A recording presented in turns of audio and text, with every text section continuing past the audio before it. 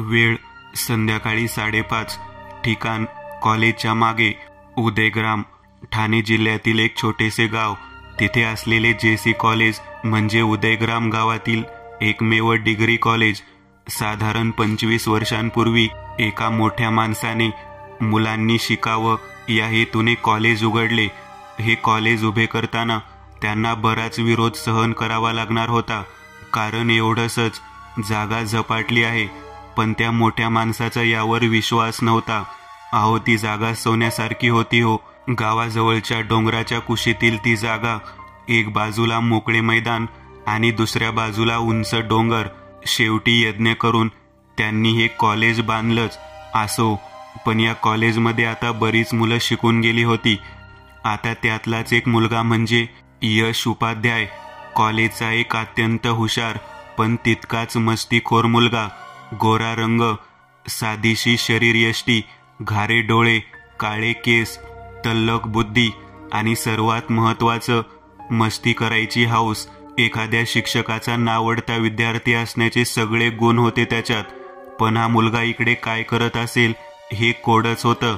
इकडे म्हणजे कॉलेजच्या मागे. मिस्टर सरपोतदार यांना कशी आणि कुठून बातमी कळली कोणास ठाऊक. तुमची मुलगीचा टाका भिडलाय. जानकी सरपोतदारांची मुलगी. अगदी साधी, सालस आणि समजूतदार. मिस्टर सरपोतदार कोण तर सरकारी नोकरी करणारे एक साधेसे अधिकारी. तसे मनाने खूप चांगले, पण राग आला म्हणजे साक्षात जमदग्नीना. त्यांना हे असं कळलं. मग काय, मुलीचा शोध सुरू केला सरपोतदारांनी. मुलीला शोधायला आलेल्या सरपोतदार यांना कोणीतरी सांगितले की तुमची मुलगी कॉलेज मागे आहे. हळूच बघायला म्हणून मिस्टर सरपोतदार मागे गेले आणि त्यांना जे दृश्य दिसलं ते बघून त्यांचा रागच अनावर झाला. जानकी मॅडम यशच्या हातात हात घालून अगदी गुलूगुलू गप्पा मारत होत्या.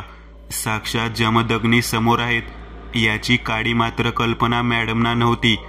जानकी, मला वाटलं नव्हतं की कॉलेजच्या नावाखाली तू हे धंदे करत असशील. मिस्टर सरपोतदार खेकसले. हे वाक्य ऐकताच दचकलेल्या जानकीने यशच्या हातातला हात सोडवला आणि तडक घाबरून उभी राहिली. एवढ्यात एक मांजर म्याव करत निघूनही गेली. आता ती काळी मांजर अचानक म्याव करून गेलेली पाहून यशला तिला दगड मारावासा वाटलं नसेल तर नवलच, पण प्रसंग बघता असे करणे म्हणजे आता आपलं काही खरं नाही हे दोघांनाही कळलं असावं बहुधा. कोण तू? मिस्टर सरपोतदारांनी रागात विचारलं. यश उपाध्याय, शेवटच्या वर्षाला आहे.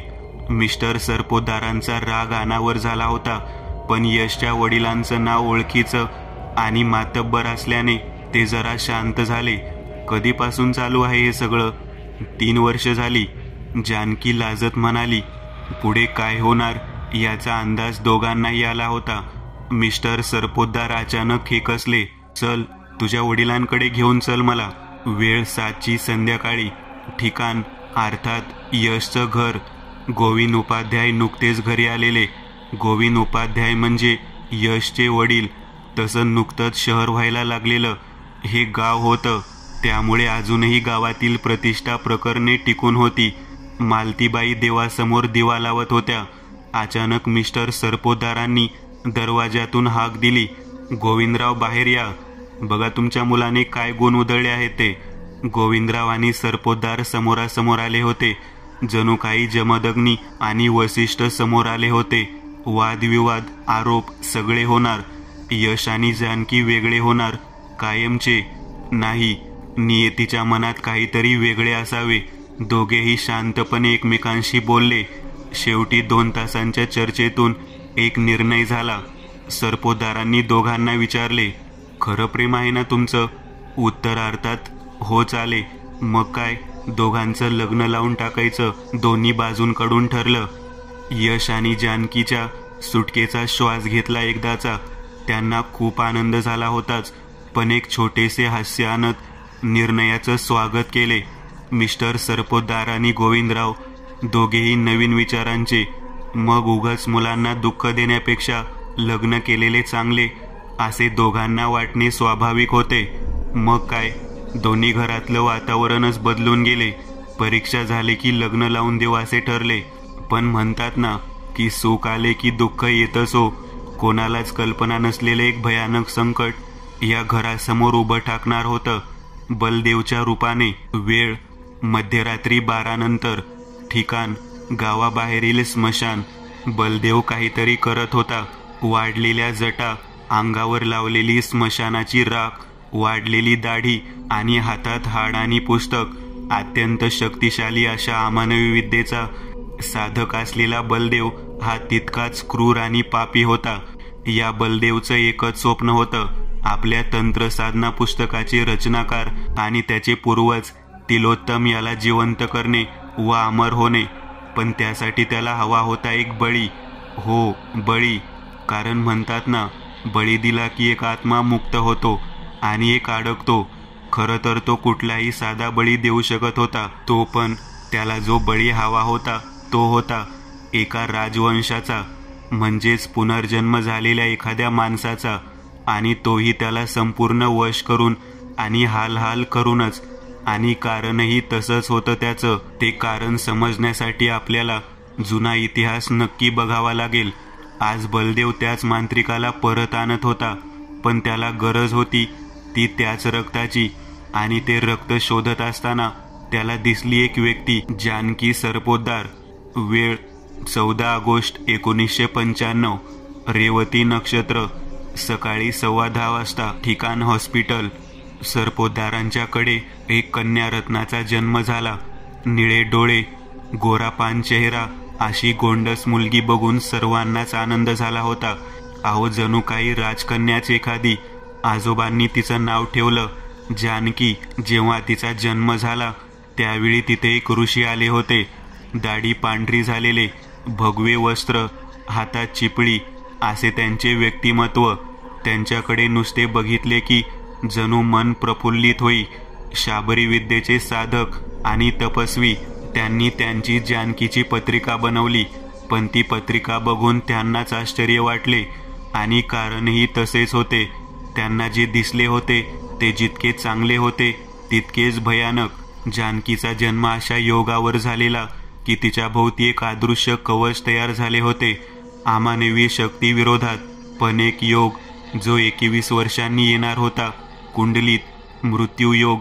या धोक्याची सूचना देऊन ऋषींनी पत्रिका जानकीच्या आजोबांना दिली.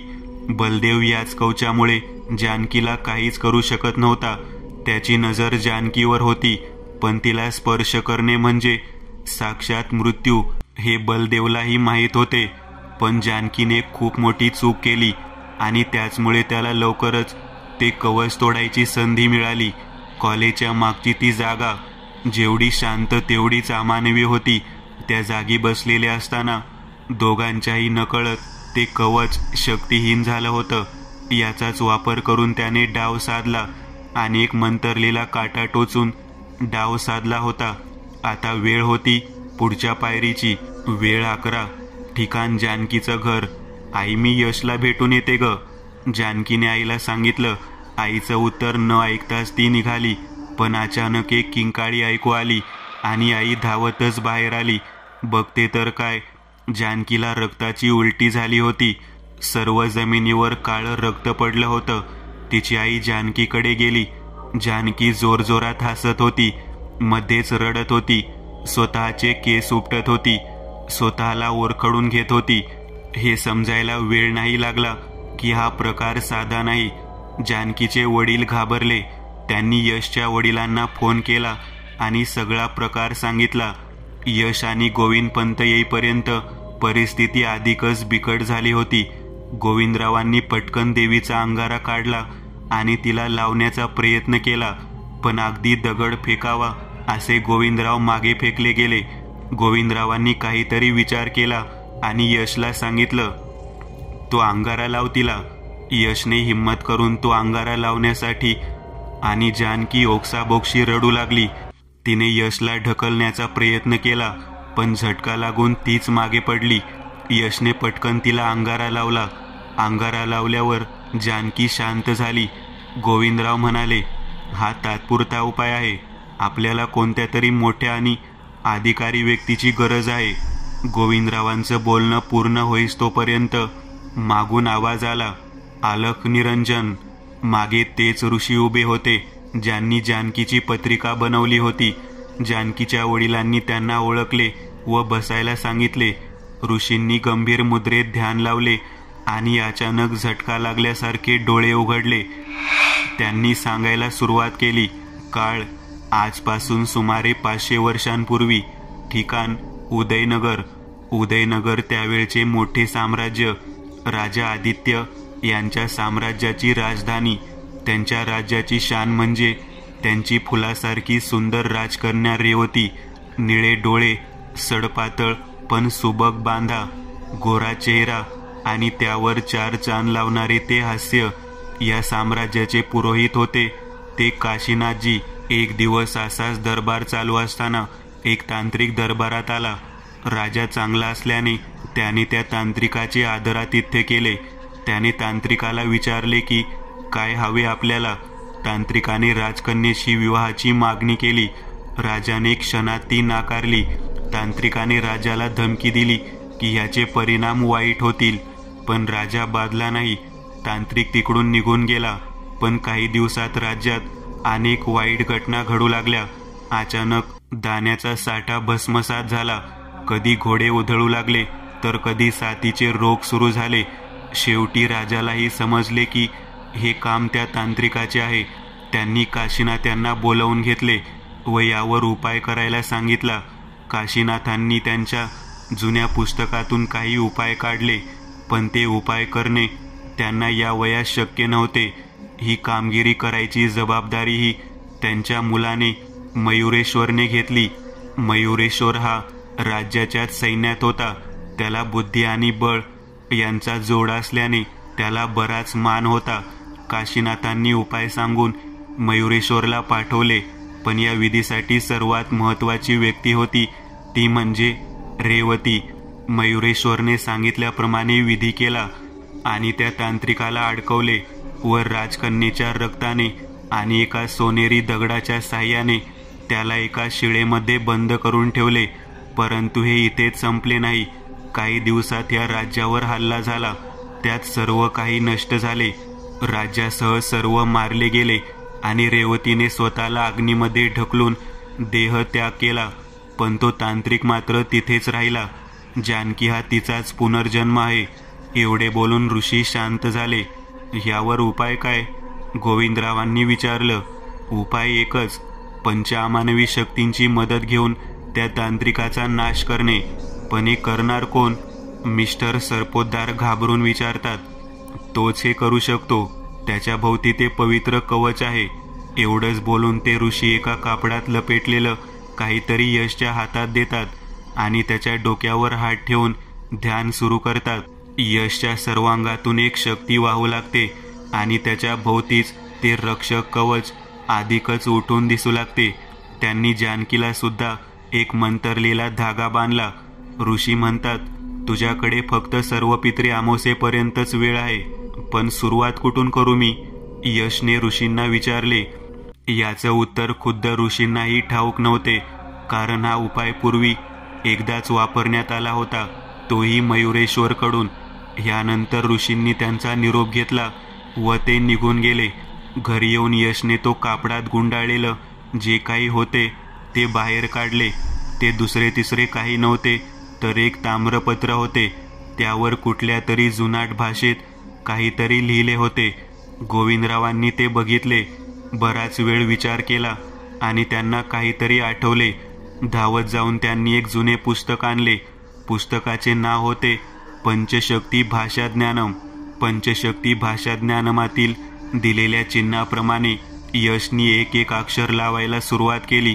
ते ताम्रपत्र म्हणजे काहीतरी वेगळंच होतं. एकूण म्हणजे एक चॉकलेटी पत्रा आणि त्यावर विचित्र भाषेतील नक्षी. एवढंच त्याचं स्वरूप नव्हतं.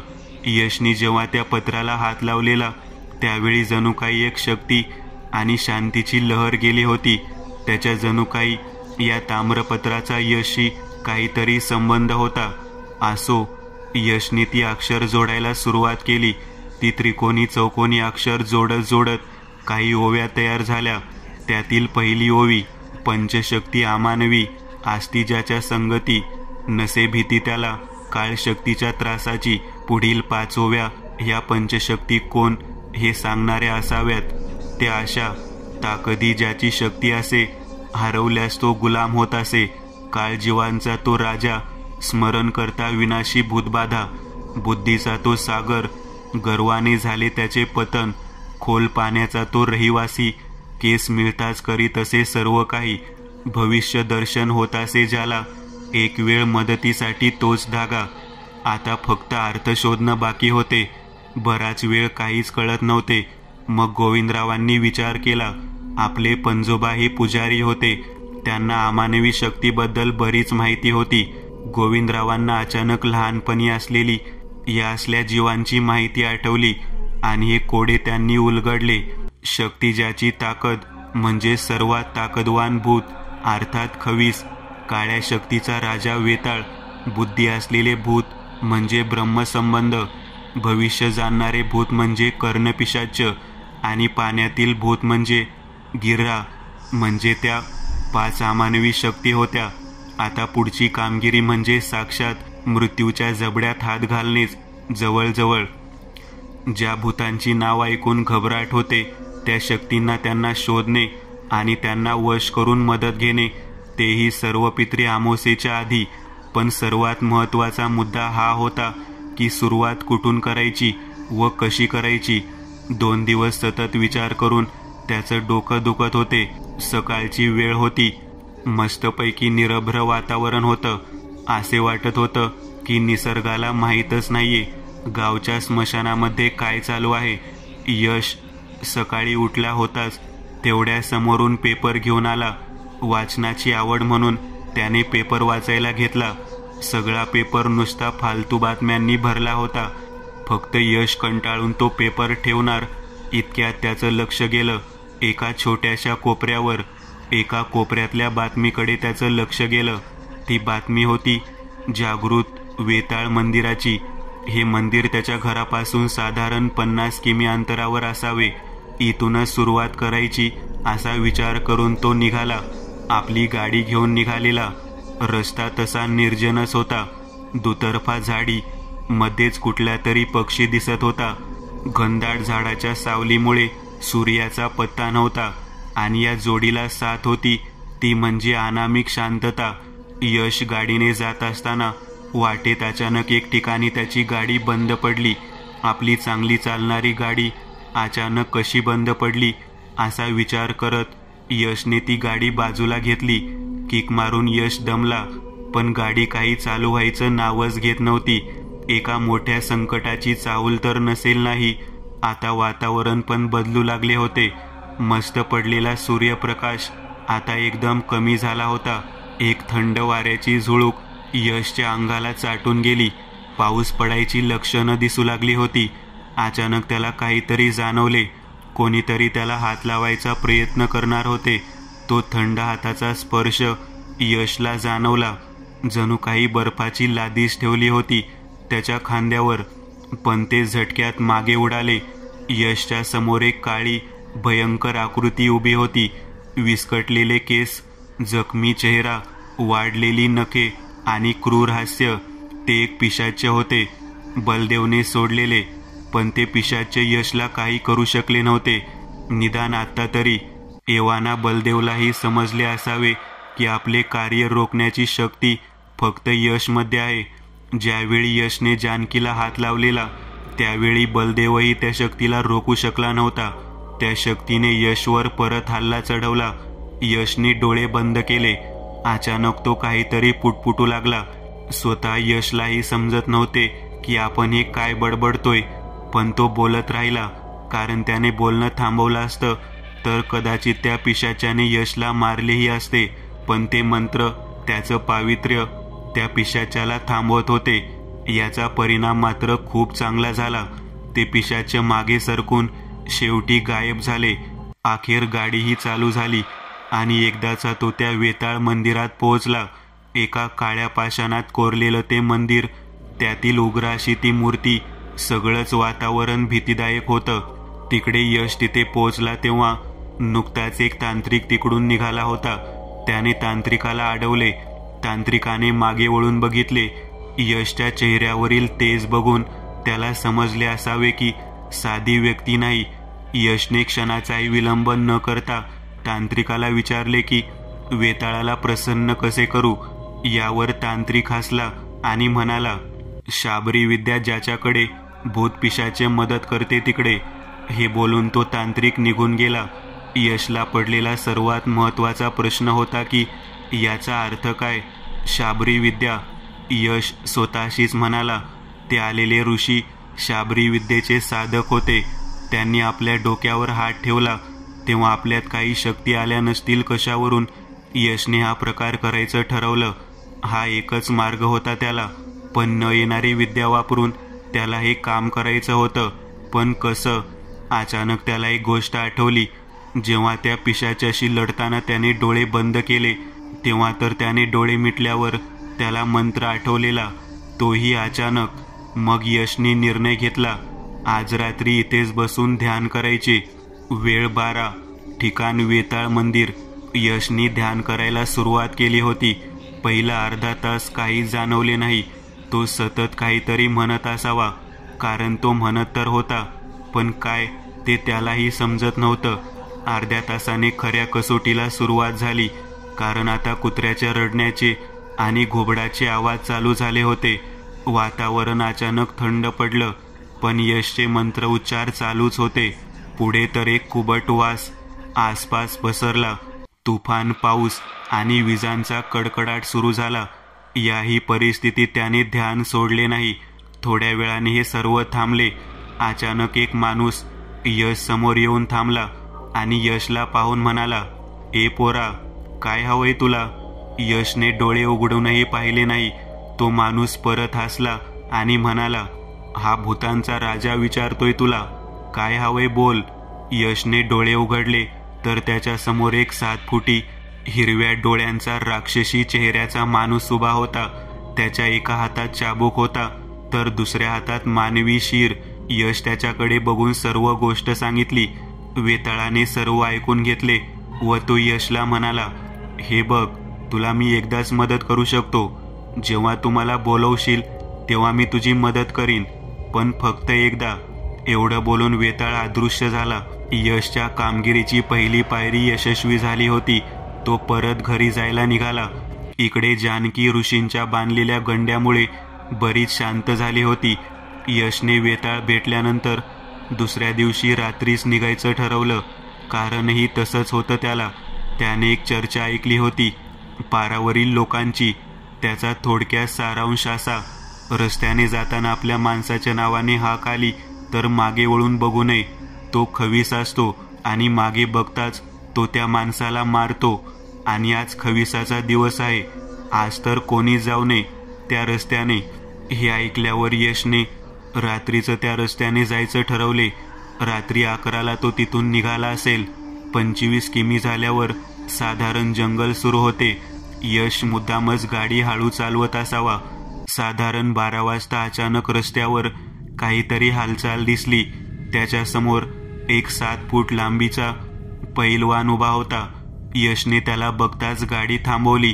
तो पैलवान यश जवळ आला आणि म्हणाला, काय रे पोऱ्या, जाम भेटायचं होतं ना मला.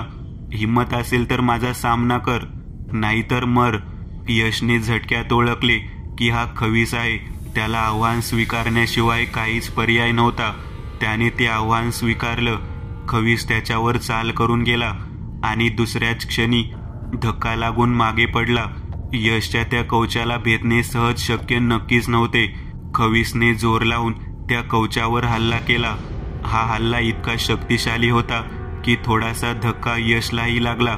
शेवटी यशने ध्यान लावायला सुरुवात केली तसे खविसाचे हात आणि पाय बांधले जाऊ लागले. थोड्या वेळात खविसाला हलणंही अशक्य झाले. खविसाने अखेर हार मान्य केली व म्हणाला, जर तू घरात पोहोचू शकलास तर मी तुला मदत करीन.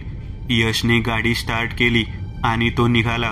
थोड्या वेळाने जोराचा पाऊस आणि वारा सुरू झाला. हे खवीस करत होता हे यशला समजले. त्याने गाडी चालूच ठेवली. गावाच्या वेशीवर पोहोचताच त्याची गाडी बंद पडली. तिला तशीच सोडून तो गावात निघाला. रस्त्यात त्याला त्याच्या वडिलांची हाक ऐकू आली. तो मागे वळून बघणार इतक्यात त्याला गावकऱ्यांचे बोलणे आठवले. तो घरापर्यंत पोहोचला आणि उंबरठ्यावर पाय ठेवणार इतक्यात त्याला जानकीचा आवाज आला, यश मला वाचव. त्याने सगळा धीर एकवटून घरात पाऊल ठेवले आणि दुसऱ्याच क्षणी खवीस त्याच्या समोर प्रकट झाला आणि त्याने अत्यंत आनंदाने मदतीचं वचन दिले. यानंतर तो खवीस अंतर्धान पावला. दुसरी पायरी सुद्धा कंप्लीट झाली होती. यश घरी आला. आता त्याला पुढच्या 3 शक्तींचा शोध घ्यायचा होता, पण खूप दिवस झाले हाताला काहीच लागत नव्हते. वेळ पितृपक्षातला पहिला दिवस. ठिकाण यशचं घर. गोविंदरावांनी यशला हाक मारली. यश धावतच खाली आला. गोविंदराव म्हणाले, यश, परिस्थिती चिघळत चालली आहे. आता ऋषींच्या गंड्यांचा परिणामही कमी होत आहे. काहीतरी करावे लागेल. यश ही चिंताग्रस्त झाला होता. एव्हाना शेवटचा मार्ग म्हणून त्याने दत्त मंदिरात जायचं ठरवलं. म्हणतात ना, जेव्हा काहीच मार्ग दिसत नाही तेव्हा आपण देवाकडे जातो. गावाजवळच्या दत्त मंदिराबद्दल त्याला लहानपणापासूनच कुतूहल होते. म्हणजे एवढंसं ते मंदिर, छोटासा कळस, चौकोनी जागा, आत फक्त पादुका आणि त्रिमुखी दत्ताची सुरेख मूर्ती आणि हो, सोबतीला सावली देणारा तो औदुंबराचा वृक्ष. हळूहळू पावले टाकीत तो मंदिरात पोहोचला. इतक्यात मागून एक आवाज आला. मागे एक तेजस्वी पुरुष उभे होते. गोरा वर्ण, भगवी वस्त्र, जटा वाढलेले ते व्यक्तिमत्व होते. त्यांच्या चेहऱ्यावर एक विशेष तेज होते. अगदी तसेच तेज जे दत्तगुरूंच्या चेहऱ्यावर दिसते. त्यांनी प्रसन्न मुखाने यशकडे पाहिले. त्यांच्या नुसत्या दर्शनाने यशला कसं अगदी पीसारखं हलकं वाटू लागलं. त्यांनी यशच्या कानात काहीतरी सांगितले. ते ऐकून यशची शुद्धच हरपली. त्याला गुंगीतच एक वाडा दिसला. तो वाडा म्हणजे एक प्रशस्त वास्तू होती. लाकडी बांधकाम, सभोवताली दगडी कुंपण आणि एक तुळशी वृंदावन. तो वाडा ओळखीचा वाटत होता. त्याने तो कधी बघितला नव्हता, पण तरी त्याच्या जवळचा होता. गोविंदरावांनी त्याला घरी आणलं. शुद्धीवर आल्यावर यशने गोविंदरावांना वाड्याचे वर्णन सांगितलं. गोविंदरावांना लक्षात आले की हा तिथलाच वाडा आहे, उपाध्यायांचं मूळ गाव असलेल्या जमिनीवरचा. यशचे गाव खेळवड हे साधारण उदयग्रामहून 500 किमीवर. यशने गावी जायचं ठरवलं. सर्व बाजूंनी हिरवळ, 2 डोंगरांच्या मध्ये आणि एक बाजूला समुद्र किनारा लाभलेलं गाव म्हणजे जणू पृथ्वीवरचा स्वर्गच. याच गावात त्यांचा एक वाडा होता. भुताटकी असलेला म्हणून ओसाड पडलेला वाडा. आज त्या वाड्यात त्यांचा वंश झाला होता. गावकऱ्यांनी यशबद्दल समजताच त्यांनी त्याला तिकडे न राहण्याबद्दल सांगितले. तरी यशने याच वाड्यात राहायचं ठरवलं. यशनी वाड्यात प्रवेश केलाच. आता जाताना त्याला समोरच एक दरवाजा लागला. त्यावर दगडात कोरून ठेवलं होतं, उपाध्याय निवास. वाडा अगदी जुन्या बांधणीचा होता. समोर अंगण, घराचा पूर्वाभिमुख दरवाजा, समोर तुलसी वृंदावन, पडवीत झोपाळा, मागे एक पडकी विहीर पण होती. यशने पटकन पहिली खोली झाडून घेतली आणि तिथेच बॅग ठेवून बसला. या भुताटकी असलेल्या वाड्यात येणं म्हणजे मूर्खपणा असला तरी यशचा त्याच्या कवचावर विश्वास होता. त्याने स्वतः सोबत आणलेली चटई टाकली आणि झोपायची तयारी केली. यश अशा जागी होता की जिथे भीतीला काहीच थारा नव्हता. कदाचित तो या कार्यासाठी बाहेर पडला नसता तर त्याला कदाचित भीतीही वाटली असती. पण आज परिस्थिती वेगळी होती. त्याला जानकीला वाचवायचं होतं, त्याचं प्रेम मिळवायचं होतं. आता घाबरणे अशक्य होते. रात्री 12ची वेळ असेल. साधारण अख्खं गाव गाढ झोपेत होते. कुठे कुत्री भुंकत होती फक्त. अचानक त्याने साफ केलेल्या खोलीचं दार वाजलं. यश सावध झाला. बाहेर कोणीही असू शकत होतं. एखादा चोर, भूत किंवा बलदेवचा एखादा पिशाचही. यशनी हळूच दरवाजा उघडताच त्याला कोणीतरी दिसले. तो एक म्हातारा होता. लांब पांढरी दाढी, वाढलेल्या जटा, काटक शरीर यष्टी, सुरकुतलेला, डोळ्याच्या जागी नुसतीच खोबण आणि तोंडावर खूपशी आपुलकी. त्यांनी याला प्रेमाने विचारले, कोण रे तू बाळा? यशला अंदाज आला होता की हा म्हातारा कोण असणार ते. यश म्हणाला, यश गोविंद उपाध्याय. म्हाताऱ्या आजोबांच्या चेहऱ्यावर आनंद दिसत होता. आज अनेक वर्षांनी त्यांना भेटायला त्यांच्या घराण्याचा वंशज आला होता. यशने विचारले, आपण कोण? त्यांनी एक क्षण थांबून उत्तर दिले, मी ब्रह्मसंबंध आणि तुझा पूर्वज. यशने लगेचच त्यांना मदतीचं आवाहन केले व सर्व गोष्टी सांगितल्या. आजोबांनी होकारार्थी उत्तर दिले, पण एक अट टाकली की माझे क्रियाकर्म तू केले पाहिजेस. यशने आनंदाने ती अट मान्य केली व त्यांना जागेच्या बंधनातून मुक्त केले. यशने त्यांना आजोबाच केले होते. आजोबा बरेच हुशार होते. त्यांच्या शक्ती नसेल, पण ते शास्त्रात पारंगत होते आणि त्यांच्याकडे माहितीचा अपार साठा होता. आणि सर्वात महत्त्वाचे, त्यांना काळशक्तीची माहिती होती. आजोबांनी सांगितले की पिरा हे समुद्रातील एक भूत असते. त्याचा केस मिळवला की ते आपले ऐकते. आपल्या गावाच्या किनाऱ्यावर ते येतात ठेवलेला घास घ्यायला. पुढील 5 दिवस ते पिऱ्यासाठी किनाऱ्यावर जायचे, पण काहीच मिळत नव्हते. आता वेळही कमी होता. शेवटी यशने बोट घेऊन समुद्रात जायचे ठरवले. हे असे करणे म्हणजे वाघाच्या जबड्यात जाऊन बसणेच, कारण जर तिथे अडकले तर तिथे फक्त एकच साम्राज्य होतं, ते म्हणजे ते निळा समुद्रच. 6व्या दिवशी एक बोट भाड्याने घेऊन समुद्रात जायचं यशने ठरवलं. समुद्रात जात असताना एक जागी अचानक त्याची बोट हालू लागली. समोर एक लकाकणारा प्राणी होता. त्याला बघून एखादा मत्स्यमानव असावा असा तो दिसत होता. त्याने फक्त बोटीला हात लावताच बोट जोरात हालू लागली.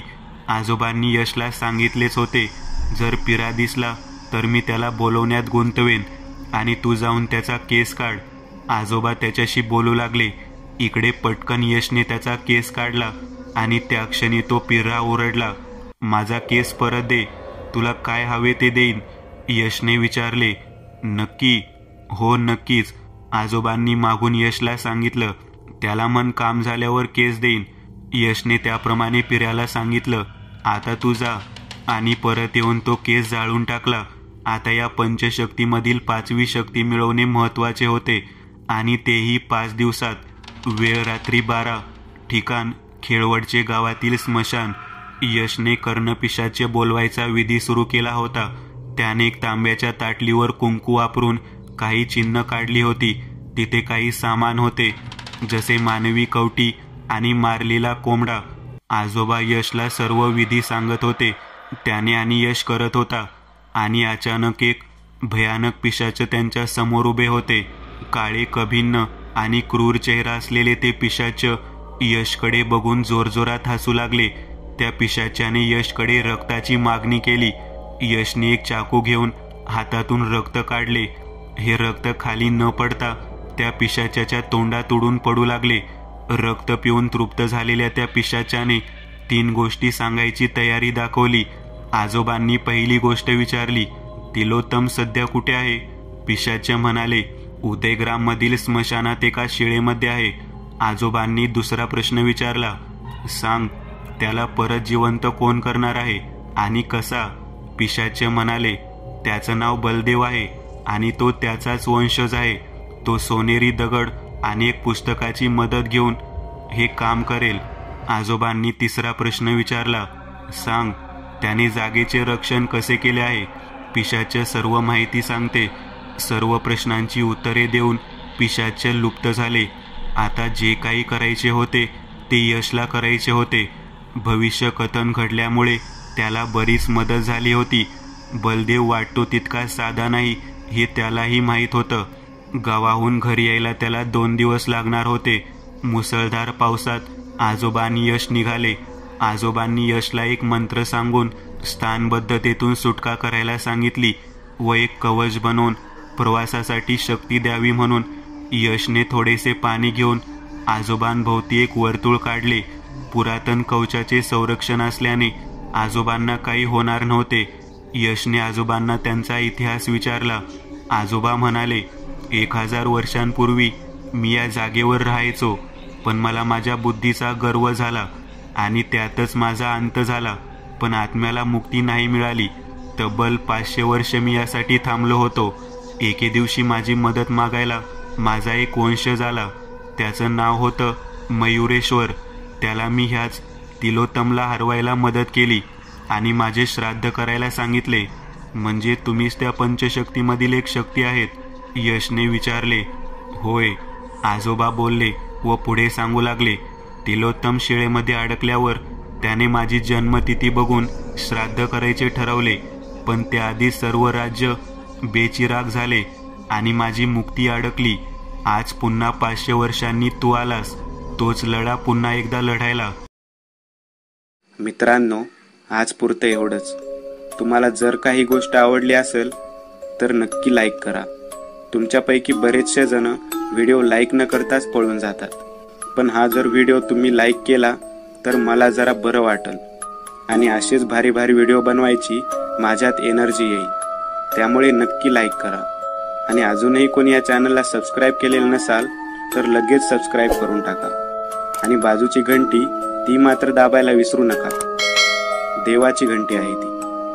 चला तर मग पुन्हा भेटूया अशीच एक आगळी वेगळी गोष्ट घेऊन पुढच्या